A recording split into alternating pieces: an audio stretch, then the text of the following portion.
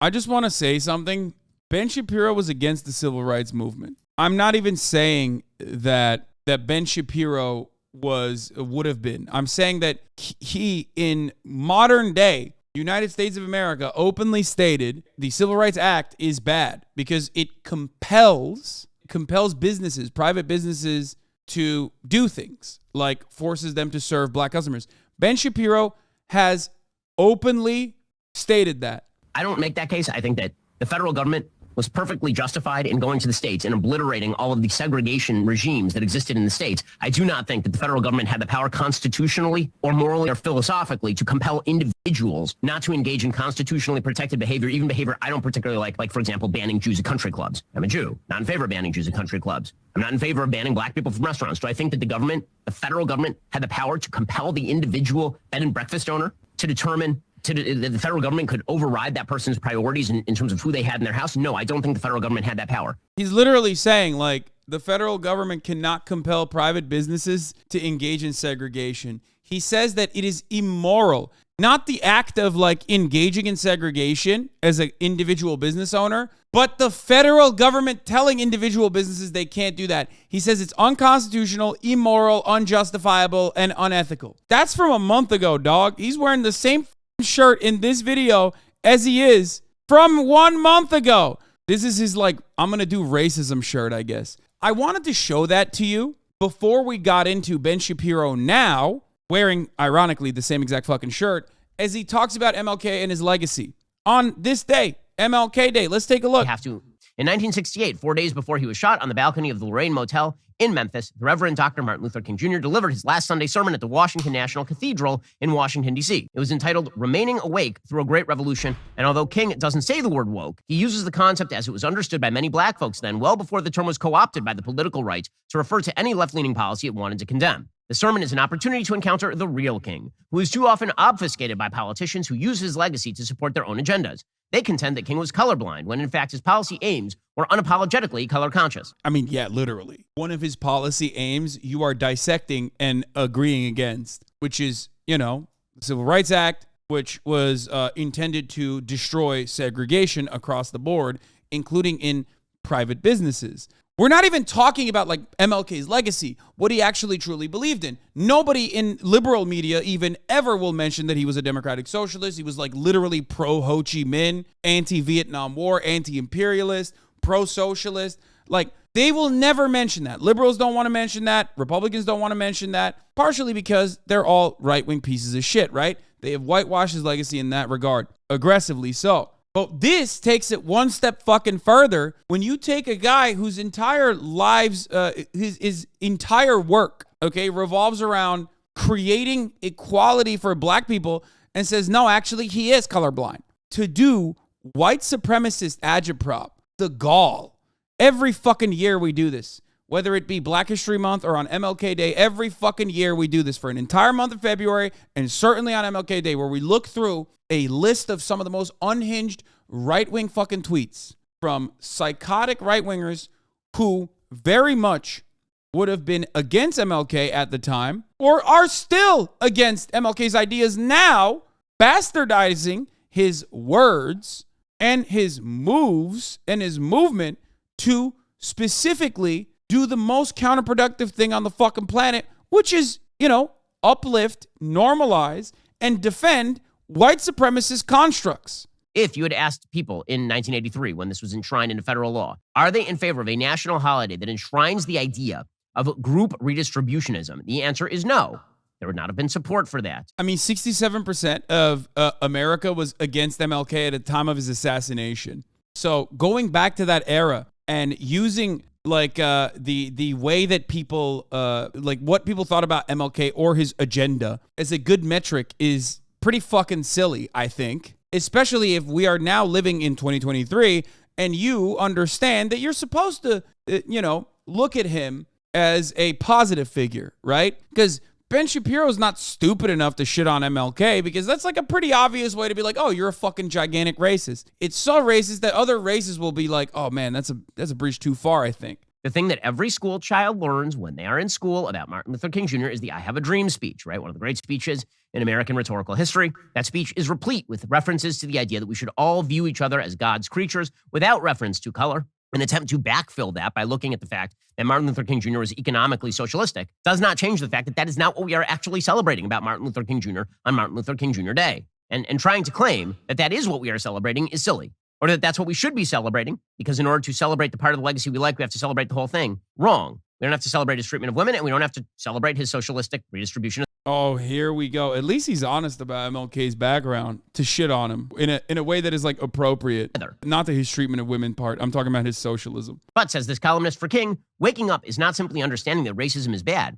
It is acknowledging that racism created generational wealth for white Americans and robbed black Americans of the same economic boost. The racial wealth gap King highlighted in his sermon not only persists, but according to some studies is basically the same as it was in 1968. Well, then I have a question. The United States has undertaken spending of tens of trillions of dollars in social redistributionist schemes, ranging from food stamps to welfare to government-subsidized housing to government-subsidized college admissions policy that is racially discriminatory in nature. And the wealth gap remains. Why is it that wealth gap remains when it has closed for virtually every other minority in the United States? The answer certainly has to do some with history, but a lot of it has to do with the fact that you have a 75% out-of-wedlock birth rate in the black community. Yeah, dude, what a fucking slimy, gross loser, dude. Yo, even on MLK Day, you got to respect it a little bit. He is so insanely racist. Bro, he could not even take one day off from the racism. You know what I mean? He's just like, nope, I'm going to go extra hard on this day, okay? That's what MLK would want me to do. Jesus fucking Christ, dude.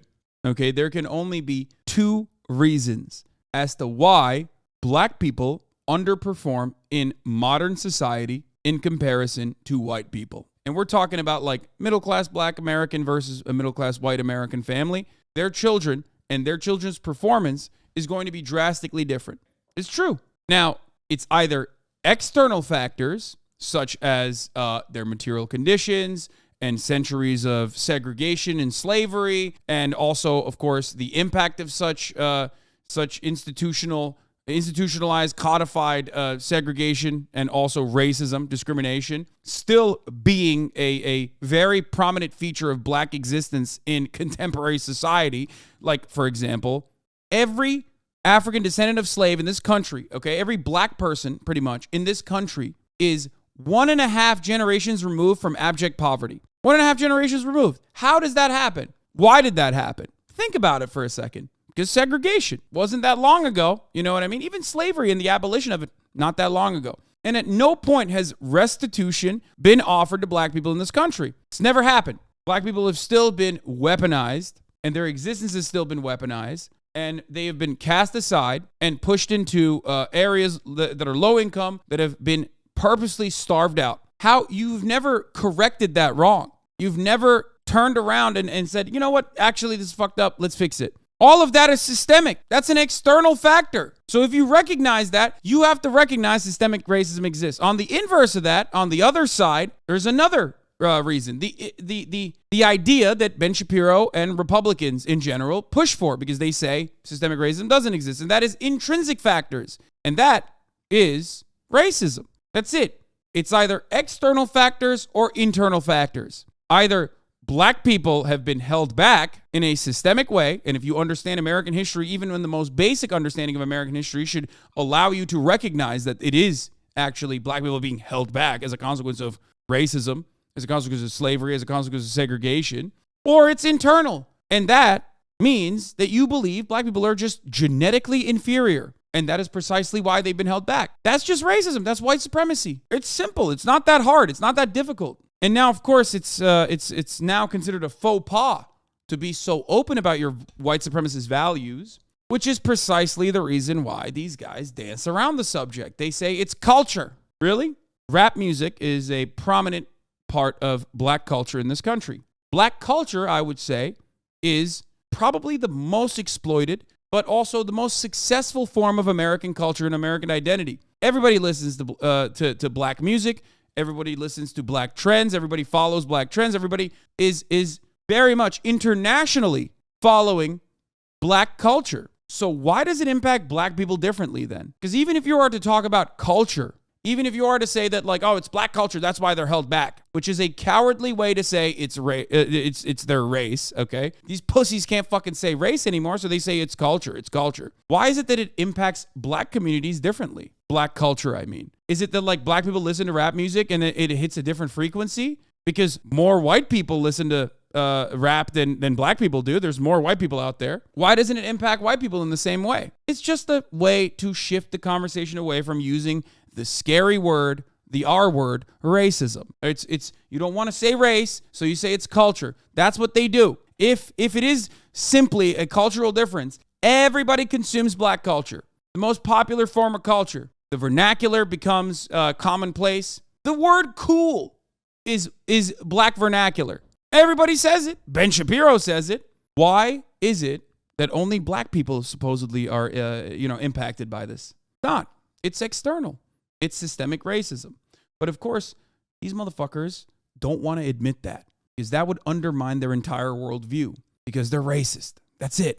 What does birth rate out of wedlock have to do with these things? I mean, there's also a reason for that as well. That's like a very racist way of saying black people don't want to be in like a two-parent household because like they're promiscuous. It just goes back to like black men being violent and the age-old stereotype of like black men being primal and animalistic and violent and like hypersexualized. It's like a very common fucking trope that Ben Shapiro is like trying to pinpoint. They make it seem like it's that mode of existence, which by the way is also bastardized because despite being out of wedlock, black men, according to studies at the very least, happen to be in the lives of their children significantly more than the way that like conservative media presents it as such, even if they are not in a government recognized marriage. But some of the reasons as to why there is a statistical anomaly there or a disparity there, because there is one, is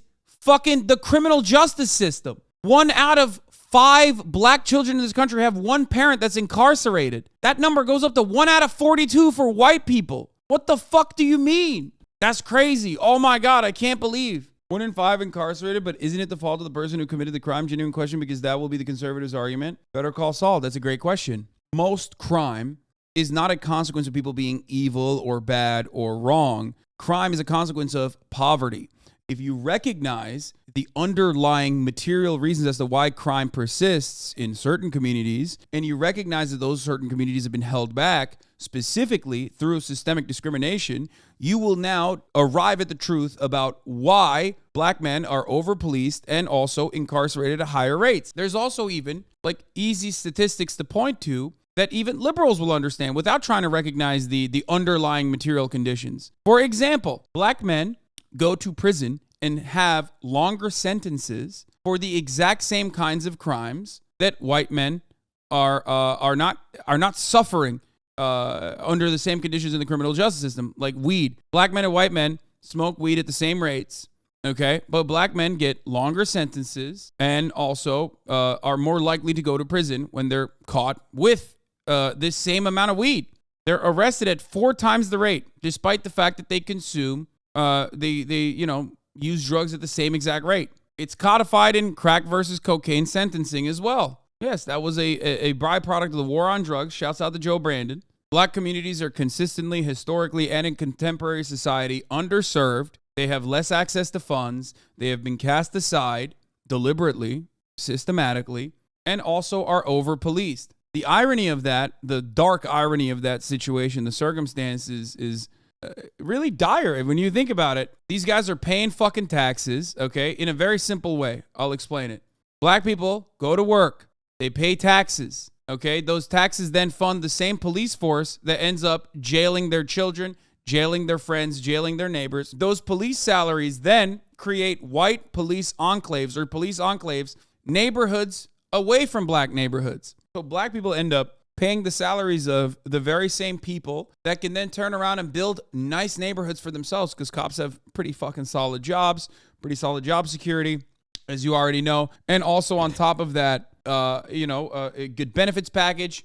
And when you get when you have a higher salary like that, you can also move into a fucking neighborhood or build a neighborhood out that has better education, better opportunities for their children. So black people literally end up fucking paying the people that killed them on the streets, the people that jailed them, the people that jailed their families by over-policing them, by putting them inside of the system early on. It's a crazy process. Which is why you have another column in the Washington Post today by Perry Bacon Jr. saying the racial reckoning led to lots of talk but little real change. And he points out many American leaders and institutions will honor the legacy of the Reverend Martin Luther King Jr. on Monday and pledge to work toward his goals. But they also most certainly won't sound as committed to black causes as they did in the weeks immediately following Floyd's murder by Minneapolis police. Well, right. I mean, that's because in the aftermath of George Floyd's killing by Derek Chauvin, essentially, you had a bunch of woke virtue signaling. People didn't look at the original situation of the case and say there is no evidence of actual racial bias in this particular case. There's a lot of evidence, in fact, that George Floyd was high as a kite. No. Famously, there was none. Of course, cops just fucking brutally execute white people on like on a fake check charge regularly in front of like 40 people. That happens so frequently, man. Sentencing disparities. None of that exists. Over-policing, none of that exists. It's just a fabrication and not a byproduct of a otherwise white supremacist system of existence. And the case apparently was made to the satisfaction of the jury, if not to my own satisfaction in court, that Derek Chauvin was responsible for his death. Again, I think the evidence there is really, really sketchy, but... This man hit all the high notes. He said black people are fatherless and just left it there. He said George Floyd was not executed by a racist cop. Cop was not racist. I mean, he's hitting, dude, MLK Day, baby. He's hitting all the high notes. The policies that are being advocated are bad. The policies that are being advocated by Black Lives Matter, the policies that were advocated by Martin Luther King in 1968, even if they were temporarily justifiable, would have been bad in the short, medium, and long term. And yet those policies are still being advocated today. So, for example, you have the New York Times today arguing in favor of affirmative action. Affirmative action has been one of the giantest fails in American political history. As mentioned, the wealth gap in the United States has not been alleviated. The notion that affirmative action, which was necessary in order to leverage black students who were underperforming on standardized tests into top-level universities, that this would heal the income and wealth gap in the United States was a lie. It is not true. It creates misalignment. It creates higher dropout rates. And yet you have the New York Times lamenting the possibility that affirmative action might fall. Of course, affirmative action should fall. The answer to racial discrimination is to stop racially discriminating. The answer to racial discrimination is not to then reverse the racial discrimination, obviously. Okay, I can't do this. I can't do the rest of this. Okay, I will lose my mind. Listen, affirmative action is a bandage solution. It's not the best one, but it's the only one that liberals have been able to push forward. Unfortunate for Ben Shapiro, reality of racial wounds being healed is that if you are segregating on the basis of race, and if you are underserving communities on the basis of race, a fact that even I believe Ben Shapiro recognizes, in spite of all of his best interest to make it seem like it's not the case, he still recognizes that to a certain degree. He admits that racism is bad. He admits that racism did exist at a certain point. The only way to solve historic wrongs that surrounded race is by offering restitution based on race. That's just how it works. You might not like it, but that's how it fucking works.